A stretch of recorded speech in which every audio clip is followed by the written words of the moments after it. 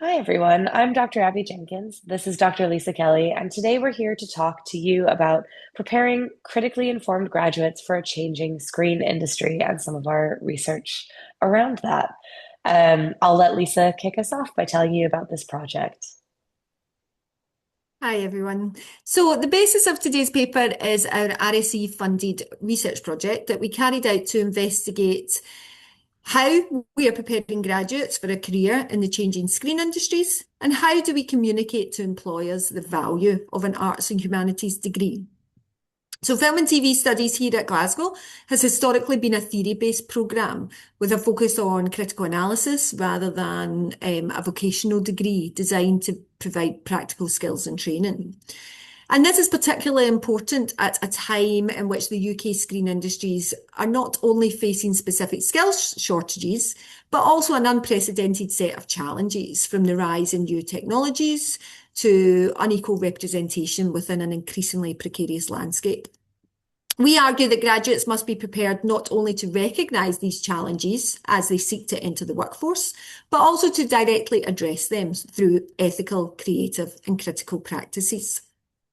So to provide some context about the relationship between industry and HEIs, you can see here on the slide how bodies such as Screen Scotland and the BFI have recommended more alignment to help students to inform curriculum development and help students gain the skills needed to succeed, particularly in new entrant roles. However, this implies a one-way process. What about the value that graduates bring through their critical thinking and ethical understanding, for example? A former graduate now working in TV contacted one of the project team back in 2021 to say thanks for the teaching they received and explain how they thought about what they learned in class every day. And more importantly, applied it within their roles, having the confidence to question certain practices and have theoretically informed discussions and with colleagues. So I'll pass back to Abby to discuss some of the project aims. So, with that in mind, and considering that context, this project aimed to understand the needs of Scotland's screen sectors, to understand alumni experiences, and then to, from that, develop a critically informed skills development framework that could apply that research, but also apply it within our department. So, what that looked like was the creation of three workshops, essentially. We spoke to folks from all across industry in Scotland, particularly in Glasgow, asking them what skills and attributes they most valued in graduates and how these aligned with specific entry level roles. We also asked them what sorts of skills they would hope that future graduates would acquire. We asked similar questions to alumni in a separate workshop, but focused more on their experience, of course, at Glasgow at Film and TV. How did their degree prepare them for their working lives, whether they are operating in a freelance capacity or whether they're employed by an organization? And what skills have they found most useful for their screen industry's career? Were there things, crucially, that they wished they had learned in their time with us? We also asked both industry and alumni folks if there was just one piece of advice they could pass on to a current or future student who wanted to work in the industry, what would that piece of advice be? Um, Taking all of this together, processing some of that research and applying it, as we'll tell you about in a minute, we then conducted a final workshop where we brought together industry folks, many of whom had been at these initial workshops, alumni, and folks from Scotland's higher education institutions, also working in film and television and media studies. At this workshop, we summarized the project findings, we outlined our critical framework, but we also used this as an opportunity to strengthen partnerships between ourselves and other higher education institutions, as well as with industry to introduce some of the new partnership initiatives that we probably don't have time to tell you about today. So the workshops provided us with really, really rich qualitative data in the form of group transcripts and lots of sticky notes that we had gathered with advice and feedback from industry and alumni. So the process that we went through is that we outlined keywords and phrases, dividing them into specific categories, so knowledge, skills, attributes, and teaching and learning. And then we identified themes and patterns emerging across industry and alumni. And we then selected three recurring phrases or dichotomies and situated them in relation to existing critical frameworks.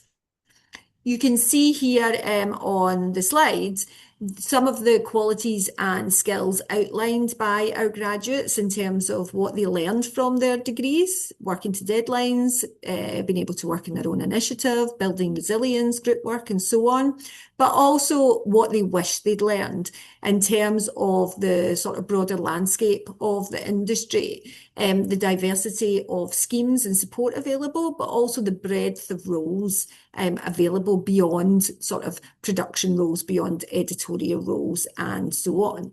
So again, I'll pass on to Abby to explain how we then implemented this work within our teaching.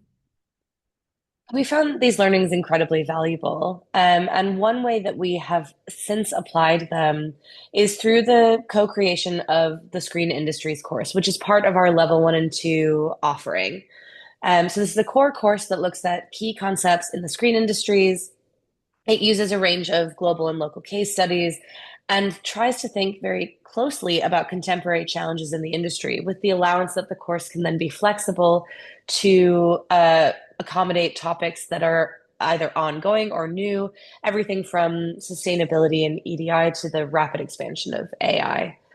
The overarching question here is how do we facilitate this new generation of screen industry workers who are equipped to deal with the ever-evolving challenges of the industry, but also, and crucially, to transform outdated or problematic ways of working? How do we send graduates out into the industry who are prepared to deal with these challenges?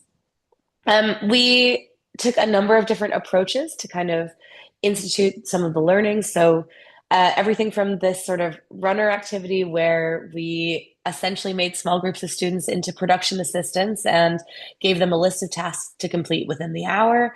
Everything from getting a packet of biscuits for less than £2 to counting parking spaces or giving us a phone call.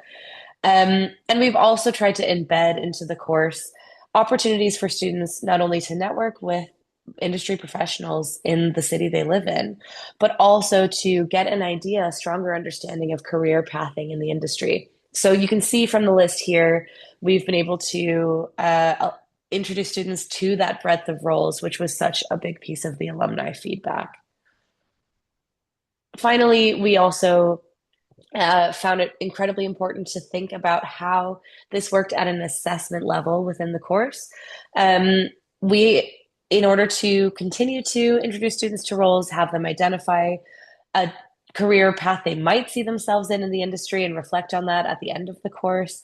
But we also offer them across their two primary assessments. One is to look at behind the scenes documentaries and understand how production practices are represented on screen, really giving them this kind of core understanding of whose voices are heard and whose are not, as well as just genuinely an understanding of what the process is of creating a film or television show. And for their final assessment, students select a specific challenge, and then they reflect on what it is that they've learned about that challenge and produce a report about what is being done to address that challenge already, what is planned to be done to address that challenge, and they assess how effectively those methods of addressing it have been carried out and recommend next steps for that to change. And hopefully we see this as a way of those students being able to really develop their ethical and critical skills ahead of finding themselves as one of many voices in a room. So after 2 years of research and a lot of work to implement these findings really directly within our teaching, Lisa and I and the team are really pleased to see students benefit from this research, and hopefully they will go on to have an impact in the sector long term. We look forward to hearing your thoughts.